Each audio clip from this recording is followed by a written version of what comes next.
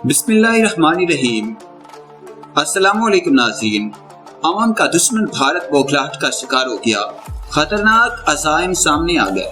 بھارتی وزیر دفاع نے ایٹمی حملہ میں پہل نہ کرنے کی پالیسی میں تبدیلی کا اشارہ دے دیا۔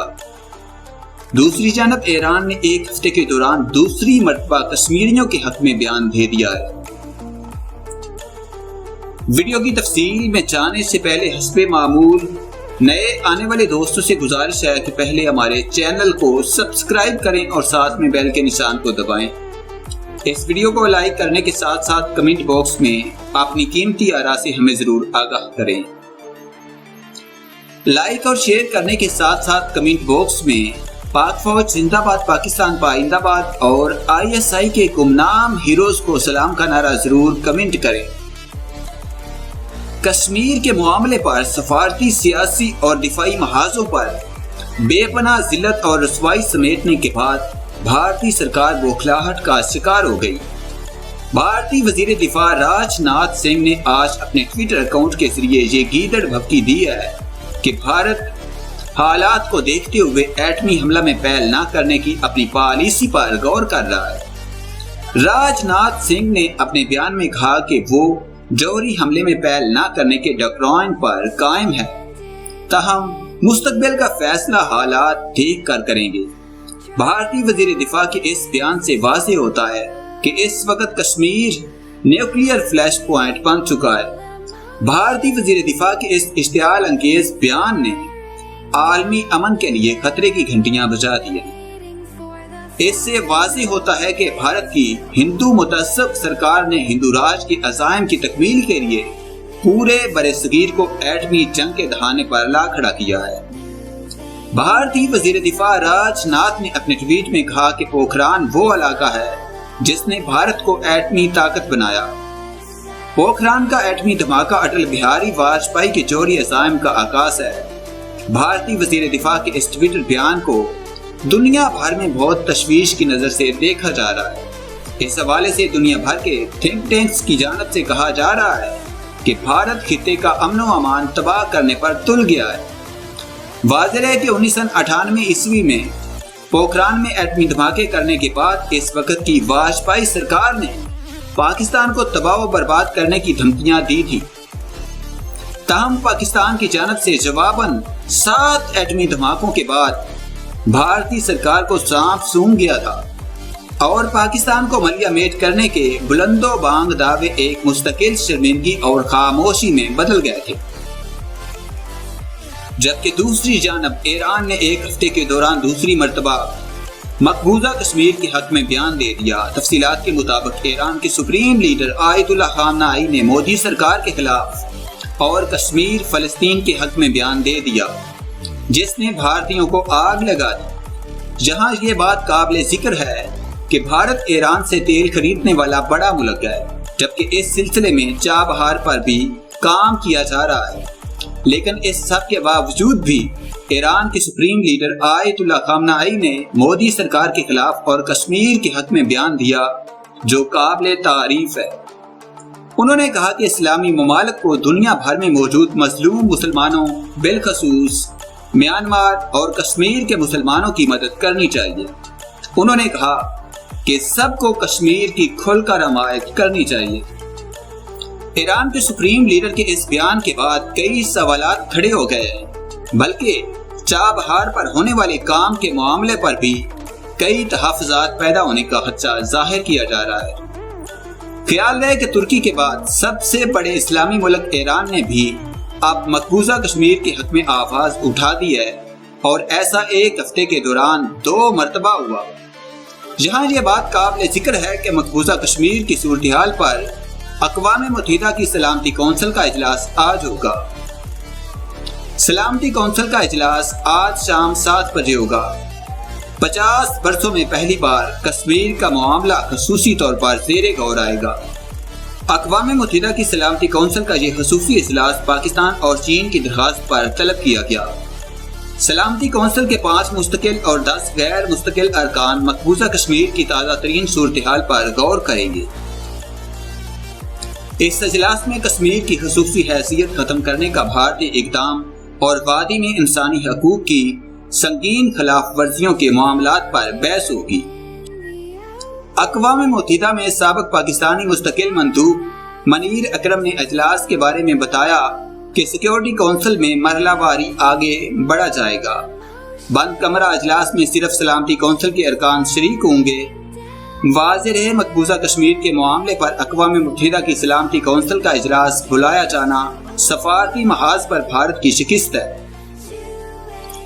جبکہ وزیر اعظم عمران خان نے کہا کہ دنیا کی کوئی طاقت کشمیریوں کو ان کے مقصد کے حصول سے نہیں روک سکتی۔ Micro blogging website Twitter پر اپنے پیغام میں وزیر اعظم عمران خان کا کہنا تھا کہ فاسٹ مودی حکومت یاد رکھے کہ کشمیریوں کی جدوجہد آزادی کو شکست نہیں دی جا سکتی۔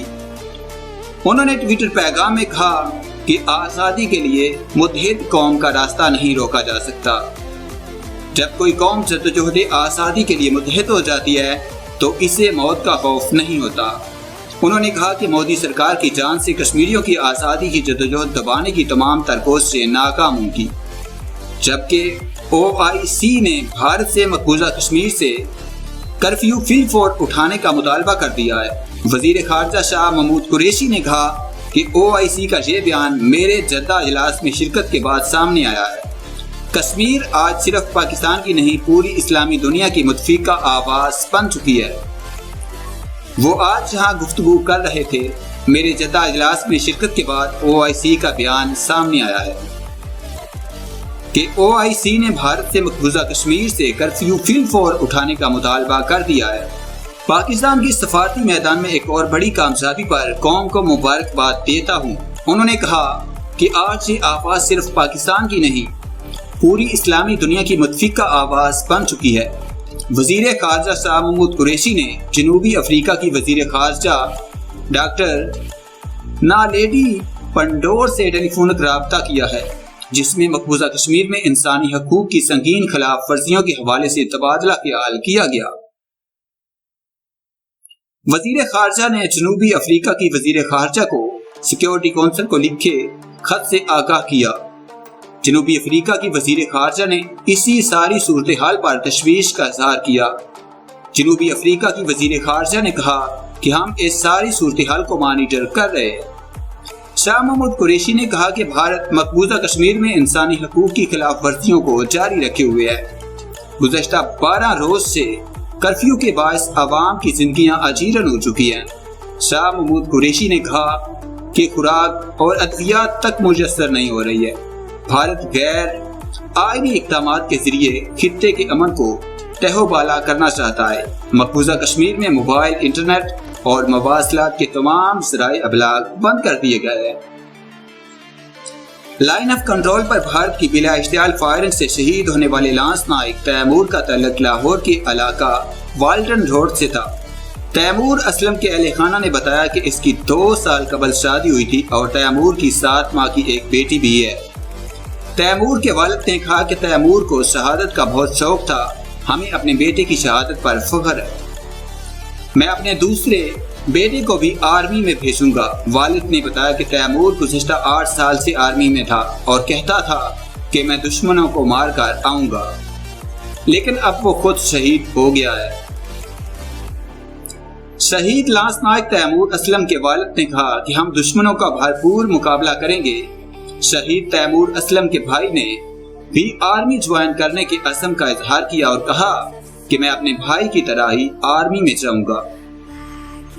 بھائی نے بتایا کہ 3 روز قبل میری بھائی سے بات ہوئی تھی، جبکہ اہل محلہ کا کہنا تھا کہ شہید لانس نائک تیمور اسلم اخلاق کا بہت اچھا تھا، وہ ایک ذہین نوجوان تھا۔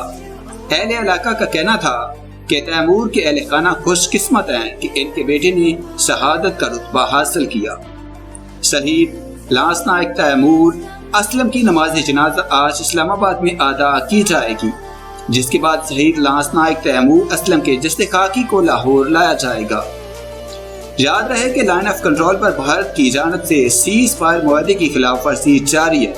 گزشتہ روز بھی بھارتی فوج نے line of control per firing کی تھی۔ اس حوالے سے پاک فوج کے ترجمان میجر جنرل آصف غفور نے micro blogging website Twitter پر اپنے پیغام میں بتایا کہ موجودہ صورتحال سے توجہ ہٹانے کے لیے بھارت نے line of control per firing میں غیر معمولی اضافہ کر دیا ہے۔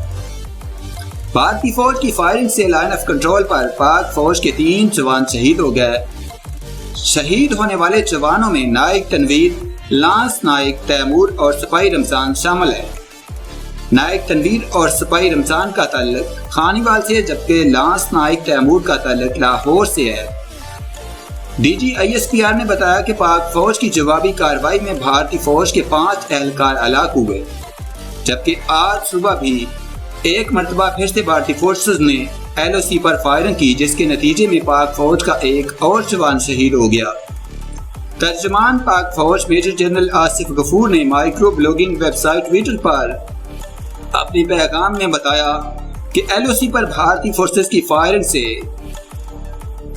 پاک فوج کا مزید ایک جوان شہید ہو گیا۔ انہوں نے بتایا کہ سپاہی محمد شیراز LOC کے پٹل سیکٹر میں بھارتی فائرنگ کی زد میں آئے۔